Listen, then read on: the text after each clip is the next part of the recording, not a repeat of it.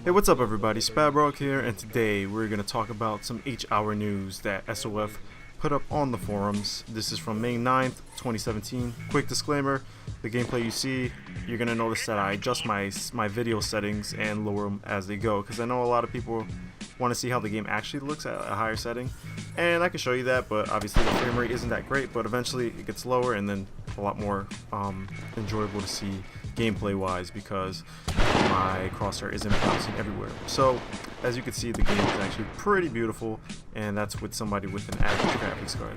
So yeah, let's get on to the news. Right, we got one of the patches, and it's really good. Obviously, if you haven't played, we had a lot of people. We actually had like a good amount of players play. I've been keeping track of some stuff. There's gonna be a video on that later, but yeah, let's get on to what SOF wrote. So around the studio, you know, the dev team are catching their breath, monitoring the stability of the game post upgrade, and obviously there was a lot of stuff. And they put 3 hotfixes out. That's great. So yeah, they put a lot out in 2 months' time, right? And it's quite impressive. You know, there's engine upgrade to 4.15, which makes the game a lot more beautiful and a little bit easier for some of the weaker rigs. Workshop tools upgrade and move of maps to DLC, which is awesome. Less work for anybody who wants to play. Animations, new camos for all character models, claymores, new security features, improved networking. I don't know about all that because I don't know. Hit detection is pretty butt still, in my opinion. The gun tuning was amazing in my opinion. But yeah, the optimization, customizable crosshair size and color, I love that stuff. And a bunch of other things. Also, if you guys play the game and you like the game, review it. Give it a good review on Steam, because there's a lot of people who play the game and don't review it, and I'm one of those people. I have not reviewed the game since I played it, and it's not because I don't want to. It's more because it is kind of annoying. You know what I mean? I could see why it's like I don't want to do it, because I know I'm gonna type a lot, so I'd rather just wait. But honestly, I'm gonna do my review sometime this week or something. So honestly, even if it's a little review, just give it a thumbs up. Be like, just be honest with it. If you think the game needs work, then say it. But if you see an improvement, and like 99% of the community has, put that review out.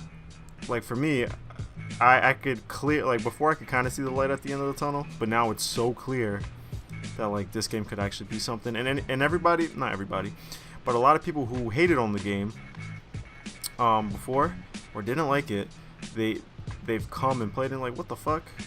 This game's like so much better than what, you know? Especially people who had the game since Kickstarter and played it in the beginning and they come back and then they're like, hey, people tell me this game's awful. What happened? Like, I don't see it. I'm like, yeah, before it was just really inconsistent. And he's like, but yeah, it still needs a lot of work. You know, we're not dumb out here. We're just here to give like feedback and stuff, and it is fun, you know, for the hardcore loyal ones. It's definitely very fun. But yeah, put that review out, man. It's very important. People look at it too, you know. If you actually have, there's more people who have something positive to say about the game than there's negative. You know, they say that people who are negative, like a negative comment is like 60 times more strong than a positive comment, and I believe that too, because people tend to cling on to the negative more than the positive, because you know the good's always going to be there, the negative just lingers around, and you know it gives you doubt. But me personally, you gotta move past that. But yeah, from the development team, Fred talks animation. So Fred is the guy who is in charge of the animations, as you guys know. He says, first and foremost, he wants to thank H-Hour for the community for the, you know, continued support and patience while we went through this long update. 2 months of sleepless nights and long days for the entire team so we could get this patch out to you guys. So that's a lot of work. Yeah, and for him, it's been a race to get in as much time as folk, because, you know, he does have another job. So he's doing this on the side. So Fred's doing God's work right now. And if, honestly, if I could show Fred how much we care, he'd cry. But yeah, animations, you know that thing you've been asking for a very long time.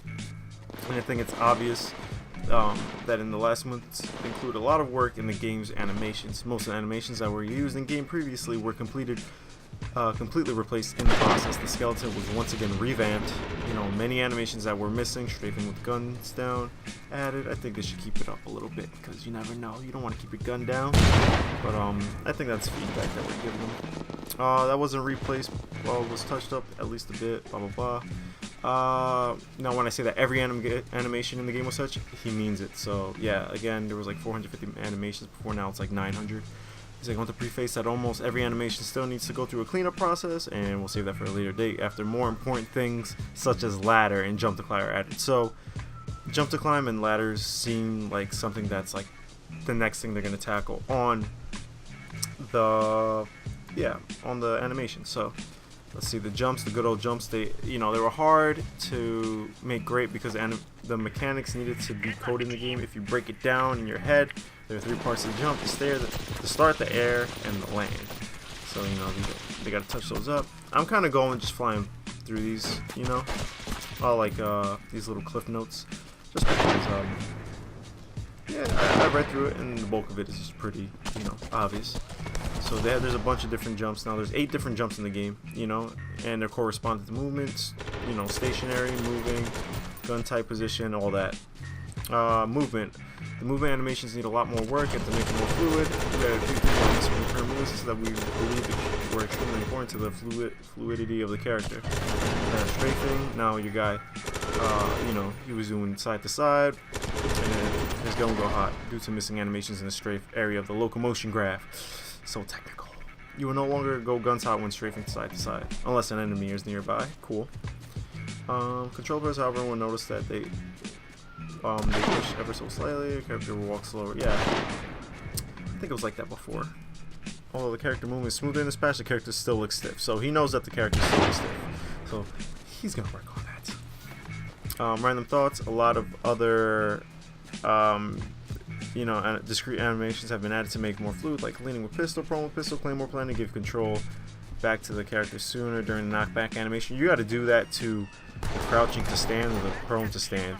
We take way too long to stand up, and it's kind of annoying.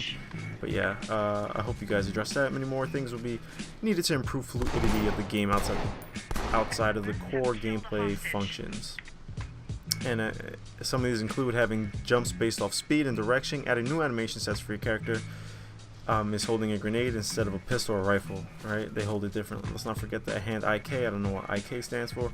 All this comes in time, and I'm excited to work on it. What's next? The framework has been cleaned up once again, so we can move full steam ahead, and work on things that you all have made clear and important to you. So you know what I'm talking about. So implement jump to climb and ladders. Jason and I need to work hard to make sure that the framework is set and the animations look great when applied. We want to make sure that we give the community, although first pass will show how passionate we and the rest of the team are about this game. About this project. We will be working hard to add those the score feature in the coming months. This is just animations, guys. There'll be more stuff. I hope you enjoyed the patch as much as I did and all that stuff. And hope that this discussion kind of helped out with talking about animations. But yeah, guys, these guys, you could clearly see that they really care about the game. It's not like the older team where it felt kind of half-assed. Now you got like a bunch of volunteers who are SOCOMers, and they know what we want, and it shows clearly. If you've been kind of like not into the game, I suggest keeping an open mind, because this game might be something that you guys always wanted. But yeah, guys, they're not trying to give us half-assed content, so remember that. You could tell. I heard that they're trying to aim for a monthly basis, but the longer it takes, like even if it's not in a month, then we're still gonna get it. But yeah, guys, that's pretty much it for this video. If you guys liked the video, leave a thumbs up, sub to the channel. What else? Twitter.com/MrSpab is my Twitter handle. Twitch.tv/Spab_ROG. You can check my archives. I have been streaming H-Hour, and at the time of this video, I streamed like 5 hours yesterday. So yeah, you can check that out. Alright, guys, I'll catch you next video. Peace.